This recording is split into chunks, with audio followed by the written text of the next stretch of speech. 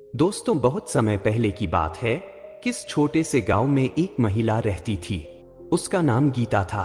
गीता की उम्र लगभग 30 साल थी और वह हाल ही में विधवा हुई थी। उसका पति एक दुर्घटना में चल बसा था और अब उसके जीवन का सहारा केवल उसका 5 साल का बेटा राहुल था। गीता के पास न घर था, न संपत्ति और न ही कोई ऐसा व्यक्ति जो उसकी मदद कर सके।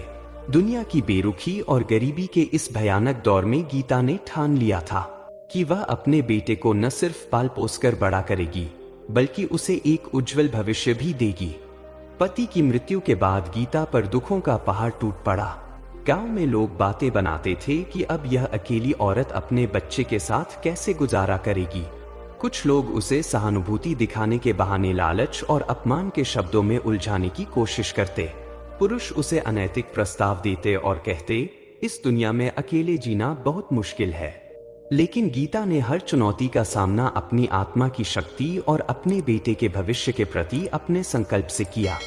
गीता और उसका बेटा एक झोपड़ी में रहते थे, जो बारिश के मौसम में छत से टपकने लगती थी। बरसात की रातों में गीता अपने बेटे को सूखी जगह पर सुला देती और खुद गीली जमीन पर बैठकर रात काट देती।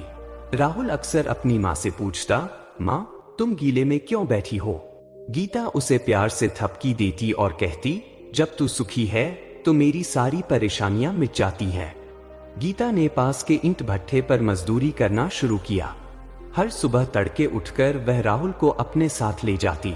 दिन भर तपती धूप में ईंटें ढोती और अपने बेटे को पास ही बैठाकर काम करती। गीता ने राहुल को सिखाया कि मेहनत ही जीवन की सबसे बड़ी ताकत है। जब राहुल अपने आसपास के बच्चों को खेलते और नए कपड़े पहनते देखता तो उसका मन बहुत दुखी होता, लेकिन उसको पता था कि उसकी जिंदगी उनसे अलग है। उसकी माँ उसे समझती, बेटा, हमारी गरीबी हमारी कमजोरी नहीं है, यह हमारी ताकत है।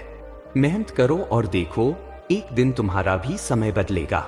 ऐसे ही संघर्ष में कुछ साल बीते और राहुल जब 10 साल का हुआ तो उसने खुद काम करने की सोची। वह पास की एक छोटी सी दुकान में काम करने लगा। वह सुबह स्कूल जाता और शाम को दुकान में सामान बेचने में मदद करता। गीता ने उसे सिखाया था कि मेहनत का कोई विकल्प नहीं होता। इस दौरान राहुल को अपने दोस्तों को खेलते हुए देखने का मौका मिलता, लेकिन वह समझ चुका था कि उसका जीवन उन बच्चों से अलग है। उसने अपनी माँ के संघर्ष को देखा और यह ठान लिया कि वह एक दिन अपनी माँ को इस गरीबी से बाहर निकालेगा। अब राहुल 15 साल का हो चुका था और वह पहले से अधिक जिम्मेदार हो गया था। उसने अपने स्कूल में अच्छा प्रदर्शन किया और गांव के लोगों की नजर में आने लगा। वह पढ़ाई के साथ साथ गांव की मंडी में काम करने लगा। मंडी में काम करते हुए उसने सब्जियों की खरीद फरोख्त का तरीका सीखा, लेकिन राहुल की माँ ने भी हमेशा उसे प्रोत्साहित किया। गीता ने उससे कहा, बेटा, ईमानदारी से काम करो और कभी भी मुश्किलों से घबराओ मत। तुम्हारे पास अपनी मेहनत का सहारा है।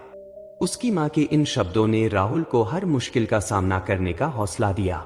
20 साल की उम्र तक राहुल ने मंडी में काम करते करते यह समझ लिया था कि व्यापार कैसे किया जाता है। उसने अपनी बचत से कुछ पैसे इकट्ठा किए और अपनी खुद की छोटी सी सब्जी की दुकान शुरू की।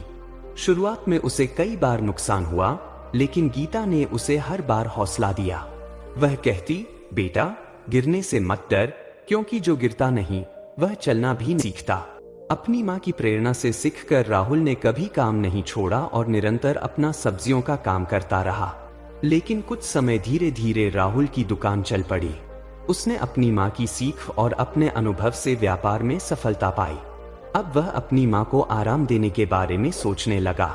उसने एक पक्का घर बनाने का सपना देखा और अपनी मेहनत से उसे पूरा किया। 25 साल की उम्र में राहुल एक सफल सब्जी व्यापारी बन चुका था। उसने न केवल अपनी माँ के संघर्ष को सम्मान दिया, बल्कि उनकी हर ख्वाहिश को पूरा करने की कोशिश की। गीता अब 50 साल की हो चुकी थी, लेकिन उसके चेहरे पर संतोष और गर्व था। उसने अपने बेटे को एक जिम्मेदार और सफल इंसान बनते देखा था। राहुल ने अपनी माँ से कहा, माँ, यह सब आपकी वजह से संभव हुआ है। आपने मुझे जो सिखाया वह मेरी सबसे बड़ी ताकत है। गीता ने मुस्कुराते हुए कहा, बेटा, माँ का आशीर्वाद कभी व्यर्थ नहीं जाता। मेहनत और ईमानदारी से जीने वाला इंसान कभी हार नहीं सकता। राहुल और गीता अब एक सुखी जीवन जी रहे थे। गीता के संघर्ष और राहुल की मेहनत ने उनकी जिंदगी बदल दी थी। यह कहानी हमें सिखाती है कि माँ का प्यार और मार्गदर्शन किसी भी संघर्ष को पार करने की ताकत देता है। माँ का त्याग और उसकी प्रेरणा से बड़ी कोई शक्ति नहीं होती। यदि आपको यह कहानी प्रेरणादायक लगी हो तो इसे लाइक और शेयर करें। हमें कमेंट करके बताएं कि यह कहानी आपको कैसी लगी।